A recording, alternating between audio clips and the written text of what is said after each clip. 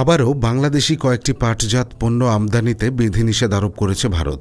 ফলে ভারতের ব্যবসায়ীরা এখন বাংলাদেশ থেকে 4 ধরনের পাট পণ্য স্থলবন্দরের বদলে শুধু মুম্বাইয়ের নভ সেবা বন্দর দিয়ে আমদানি করতে পারবে।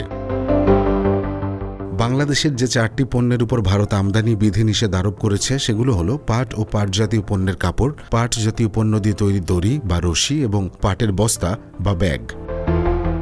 বাংলাদেশ থেকে উল্লেখিত এসব পণ্য যে পরিমাণ ভারতে রপ্তানি হয় তার 1% কাছাকাছি যায় সমুদ্রপথে, বাকিটা স্থলপথে। ফলে পণ্য রপ্তানির সহজ পথটি বন্ধ করে দিল ভারত।